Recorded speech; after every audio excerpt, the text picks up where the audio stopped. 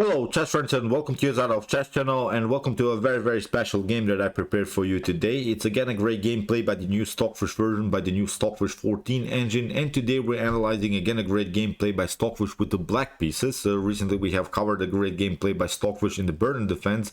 Now we're analyzing a great gameplay by Stockfish 14 in the Caro-Kann defense. And I think if some of you are Caro-Kann defense players, I think this will be a very instructive game. Here I think you'll see the most important strategical and tactical elements of the advanced variation of the Caro-Kann defense.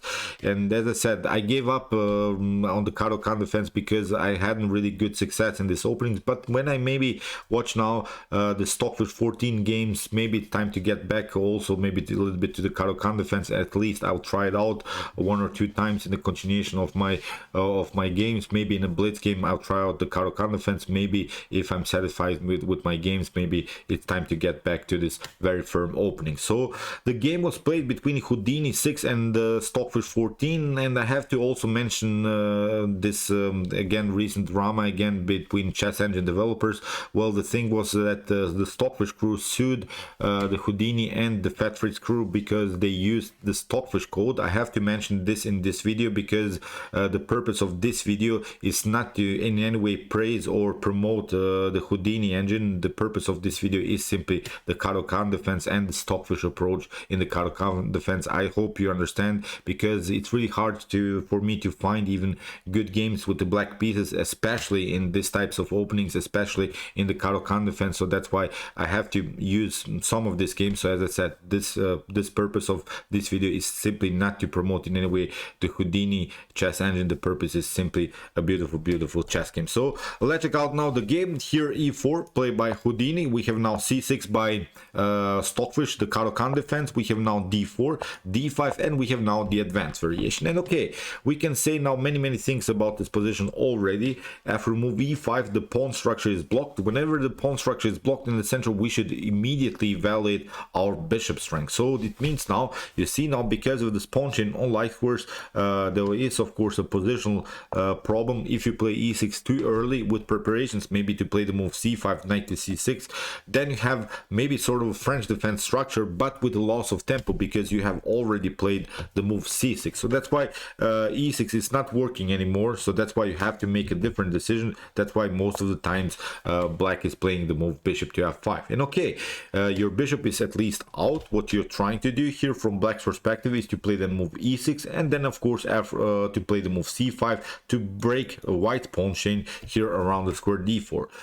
White's main strategical goals are of course good opportunities maybe to block a potential c5 move with the move knight to b3, or most of the times you see also the chasing idea, simply kicking away further this advanced bishop. White will expand on the king side by simply kicking away the bishop, and also after h6 move, maybe even with h4, g4, and similar ideas. So here in the continuation of the game, knight to d2 was played by Houdini. The idea is clear. As I said, the main goal here is to play knight to b3 and then prevent this move c5 to prevent this breakthrough here on the queen side. So after move e6, we have now knight to b3, and here Stockfish plays c5 anyway. And I've seen now many games in top grandmaster level, and it's not such an often played line. Here in this continuation, for instance, you have a game between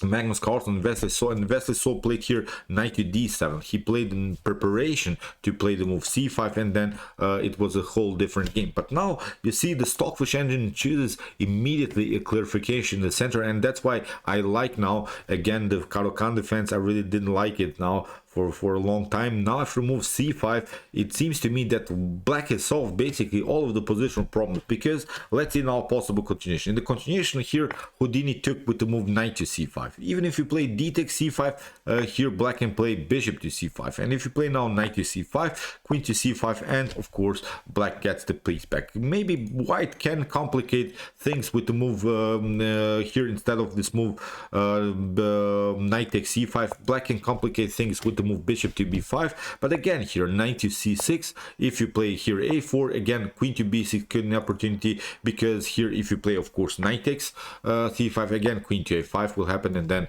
white can lose also of course the bishop. Then the knight is hanging, and again I think black has solved all of the position problems. So as I said, here after move knight to c6, white would be forced to play maybe the move a4, but now queen to b6, maybe knight to c5, queen to c5, and now c3. I think this will be sort of an equal game. Of course, white is in trouble to lose this pawn on e5 because of the pin. White has, of course, also the bishop pair.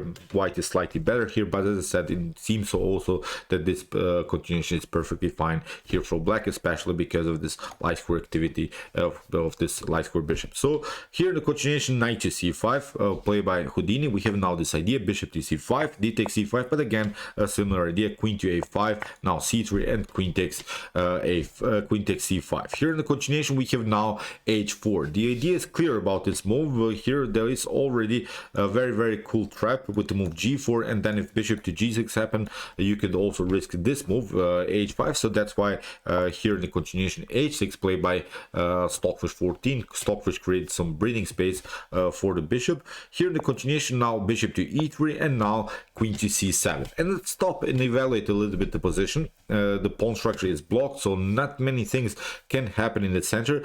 What black is hoping for here is maybe some kind of trades of pieces where white is continuing without the bishop pair. White has, of course, the advantage of the bishop pair, so any trades of pieces which end maybe that white doesn't have a bishop pair on the board anymore, it's good for black because of this firm pawn structure in the center, because of this blocked pawn structure in the center.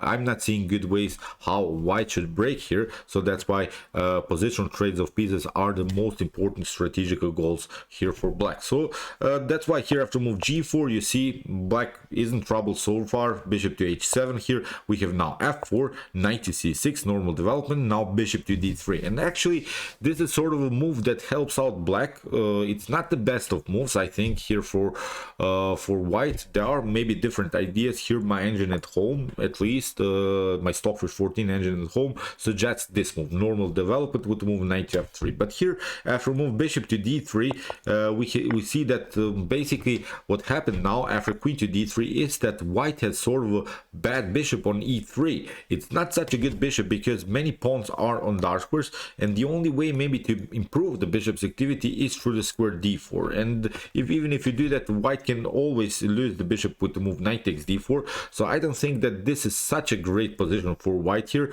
The engine gives here equal chances for both sides. So as I said, mission accomplished sort of. Black lost the light square bishop, which was good in the beginning, but also white's light square bishop on this diagonal would be a perfect piece. So that's why it was sort of a positional trade of pieces. I think that white is not satisfied with this position. I think even that black could be slightly better, especially with this knight's activity in blocked pawn structures. The knights will always find good opportunities in the game. So as I said, it seems to me that already some things went wrong here for white. So after move queen to d3, we have now a great move, a great positional move, h5 here by Stockfish, because of this bad bishop strategy that we have set, because of this pawn chain, small pawn chain here of dark squares. This is not a good piece, and what black is doing here is simply to play sort of a blockade on light squares. So here in the continuation we have g takes h5. Even if you try some, let's see, other possibilities here, if you try maybe some moves like g5, then you see knight to d7, then g6, and knight to f5 are paralyzing the whole position on the light squares, and the bishop is really that piece here, although it has of course some kind of an activity on this diagonal, maybe bishop to c5 or this one, but queenside castling I think solves all the positional problems. The knight and f5 would be such a powerful piece, especially because of the control of the d4 square. Then after queenside castling, maybe even d4 would be an opportunity to break and open the position. So as I said, I simply like knight, especially in this position. So that's why here in the continuation of the game, here Houdini tried g takes h5, try to keep the position somehow open. At least here on the g file there are possibilities maybe to attack the position somehow, but now Stockfish simply continues with the more normal idea, knight to d7, the blockade on light squares. Never ever allow here black, pardon me, white to open the position with the potential f5 move. Here in the continuation we have castling played by Houdini. Even if you try h6, I've analyzed also this line because it seems so. Of course, you don't want to play g takes h6, then you splitting pawns, then you have again several weaknesses. Then you could maybe play rook to h6, but actually f5 as a discovered attack against a rook is simply not working because of queen takes e5. Then you cannot take, of course, the rook because of the pin by the queen against the king. So that's why this tactic is not working. Really brilliant stuff. So that's why castling played here first by Houdini, and now rook to h5. Now you see again we have similar blockade ideas, and many times I've seen in the Caro-Kann defense this blockade idea on light squares. Now g6, knight to f5 will happen, and I think black has solved now all of the positional problems. As I said, when you're playing as black, you want to have an equal game. I think that black is even better here in the continuation of the game. So after move rook to h5, we have king to b1, knight to f5, bishop to f2, and now h6, keeping now many pawns on light squares where the pawns cannot be attacked, of course, by the dark square bishop. Now also b5, b4 is sort of an opportunity to, of course, open some files in front of white king. So after move a6, we have now b3, b5, rook to c1, and now g6. You see, Stockfish is fixing the pawn structure further, is fixing the position on the queen side. No way that white is breaking through now on the king side because of this firm setup here. Knight to f5, rook to f5, all of these pieces really glued together. Here after move g6, we have now knight to c3, and now a great move again played by Stockfish, knight to e7.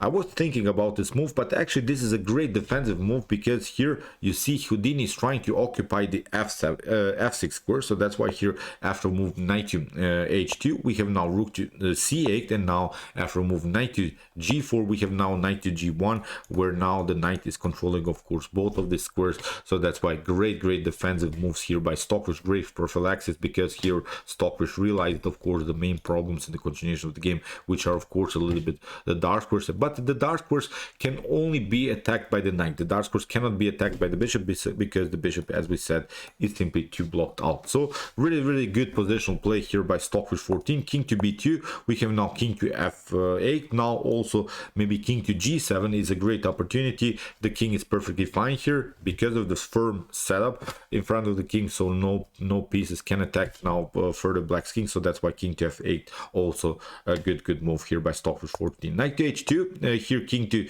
b7, queen to e2, we have now rook to c6, here rook to b1, and now here a5. Here, of course, Stockfish is trying again to open the position. We have rook to g5, trying to simplify the game here by Houdini, by trading off the rooks, maybe trying again to search for opportunities to attack the black's king, maybe through the h file. Here after move the rook to g5, in the continuation rook to h8 here by Stockfish, and now knight to f3, we have knight to e7, and now queen to d2, and now finally a4. You see, Stockfish is trying now to open the position in front of the king. Here in the continuation we have now h5, which was a risky choice here by Houdini. It is, of course, a clear idea what to do. Of course, white is trying to open the position in front of the king, but maybe here slightly better b4. Then, of course, we can play rook to c4, but maybe now after h3, the pawn structure gets more and more messed up, gets more and more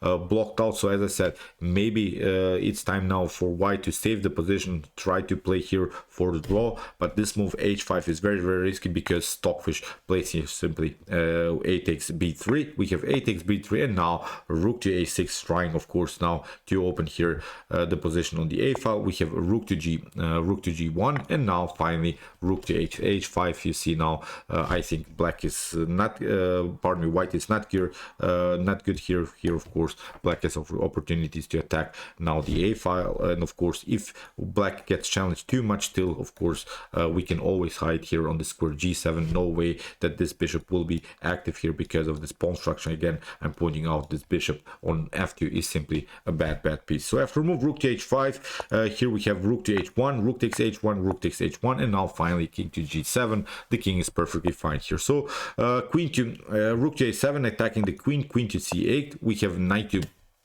g5, attacking for the position, but it's not such a huge problem because now when the rook is here, of course it cannot protect both sides. Now there are also very important attacking possibilities here for black, of course, on the second rank. So knight to f3, we have rook to h3, knight to g5, again rook to h2, again knight to f3, but now Stockfish decides to not to go into perpetuals, place rook to g2. We have knight to e1, we have a rook to g4, attacking also now this weakness. We have knight to f2, and now a very nice move here by Stockfish 14, d4, because now it's time also to use this square for the knight. Now both of the knights would be very good, would be very centralized, very active. Now the rook is very active, the queen is active, so all of the pieces of blacks would be then really perfect on the board. So after move d4, we have knight to d4, we have a rook to g2, rook to a1, knight takes d4, here queen to d4, and now knight to f5, or even knight to d5, of course,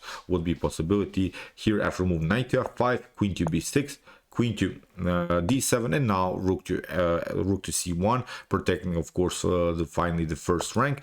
We have rook to h2, b4, and now here queen to d2, have to cover with the rook because you lose the bishop. So after a move rook to c2, we have queen to d3, we have queen to h7, and now rook to h1. Here, of course, Stockfish 14 is trying to search for different ideas, different routes to attack the king, maybe with queen to d1 and also then with queen to b1. So that's why bishop to g1, here desperate try by Houdini to cover the first rank. Of course, you have temporarily, of course, cut off here the connection between the potential connection between the queen and the rook on the first rank, but of course then the queen is always stuck a little bit to protection of the bishop, so it's not a good position. The engine gives here +4 already for black. So queen to d1, we have rook to c1, queen to d2, we have king to b1, we have now queen to f4. You see the whole position is falling apart now because of this bad bishop here on g1.